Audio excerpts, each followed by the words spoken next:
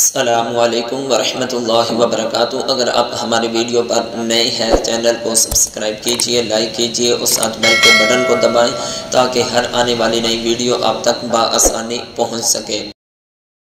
تو نبی کریم علیہ السلام نے بھی اپنی زندگی میں وعدے کی پاسداری کے ایسے ہم کو نمونے دیے کہ ایمان تازہ ہو جاتا ہے۔ اعلان نبوت سے پہلے ابھی نبی کریم علیہ السلام نے اللہ کا رسول ہونے کا لوگوں کے سامنے اعلان نہیں کیا تھا، ابھی اظہار نبوت نہیں کیا تھا، تو تمام کے تمام آپ کو کس لقب کے ساتھ متصف کرتے تھے؟ صادق اور امین کے ساتھ کرتے تھے۔ صادق کون ہوتا ہے کہ جو کسی کو بات کرے تو سچی کرے، کسی سے وعدہ کرے تو اس وعدے کو پورا کرے۔ ابھی نبی کریم علیہ السلام نے اعلان نبوت نہیں فرمایا تھا۔ اب ہوا کیا کہ ایک شخص کے جس کا نام عبداللہ بن ابی الحمصا تھا، اس نے نبی کریم علیہ السلام سے لین دین کا معاملہ کیا۔ نبی کریم علیہ السلام کو فرمان عرض کرنے لگا کہ آپ اس طرح کریں کہ میرے ساتھ آئیں،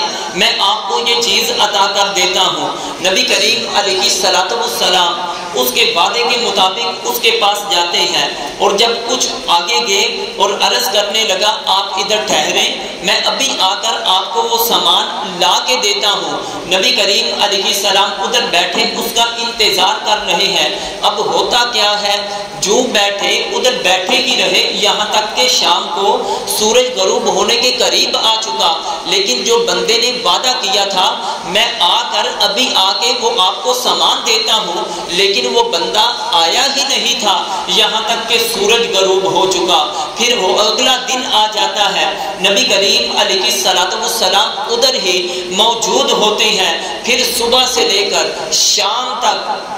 اللہ کے پیارے محبوب علیہ السلام ادھر بیٹھ کر انتظار کرتے رہے، یہاں تک کہ دوسرے دن کا بھی سورج غروب ہو جاتا ہے۔ پھر تیسرا دن شروع ہو جاتا ہے۔ جب تیسرا دن آتا ہے تو پھر وہ شخص ادھر نبی کریم علیہ السلام کو دکھائی دیتا ہے، اور وہ آتا ہے نبی کریم علیہ السلام کی بارگاہ میں، اور نبی کریم علیہ السلام اس کو فرمانے لگے تم نے تو مجھے کہا تھا میں آ کر تجھے سامان دیتا ہوں، تو نے مجھ کو سامان نہیں دیا۔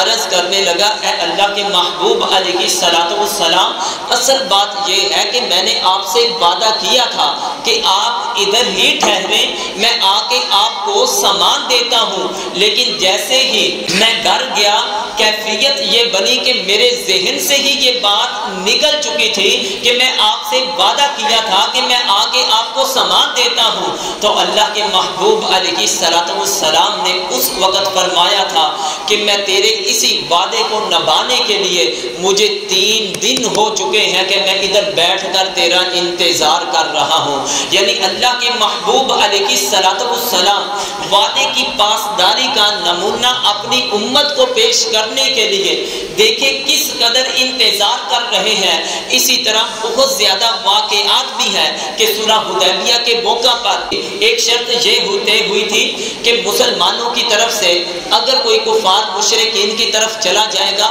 تو کوئی بھی کافر، کوئی بھی مشرک جو ہے وہ مسلمانوں کو واپس نہیں کرے گا۔ اگر ان میں سے کوئی مسلمانوں کی طرف آئے گا تو مسلمان اس بات کے مجاز ہوں گے کہ اس کو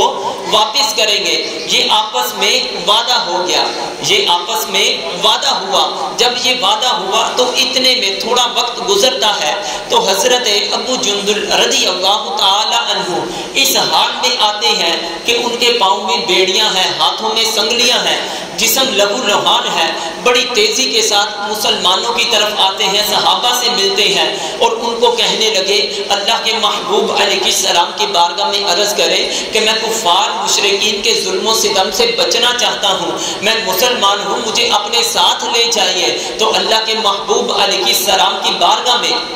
جب یہ معاملہ پیش کیا گیا، نبی کریم علیہ السلام اس بندے کا جذبہ ایمانی دیکھ کر کہ اس قدر اس بندے کے اندر جذبہ ایمانی اور آ کر منت سماجت کر رہا ہے کہ مجھ کو ساتھ لے جاؤ، تو نبی کریم علیہ السلام نے اگرچہ کفار مشرکین کے ساتھ یہ عہد کیا ہوا تھا کہ مشرکین میں سے کوئی بھی بندہ آئے گا مسلمان واپس کرنے کے مجاز ہوں گے، لیکن نبی کریم علیہ السلام اس آدمی کے بارے بارے میں کفار مشرکین کے پاس جاتے ہیں کہ وعدہ اپنی جگہ پر ہے، لیکن میں آپ سے اجازت لینے آیا ہوں، جو ابو جندل ہے اس کو مستثنا قرار دے دیا جائے، اس کو ہمارے ساتھ آنے دیا جائے۔ لیکن اللہ کے محبوب علیہ السلام کے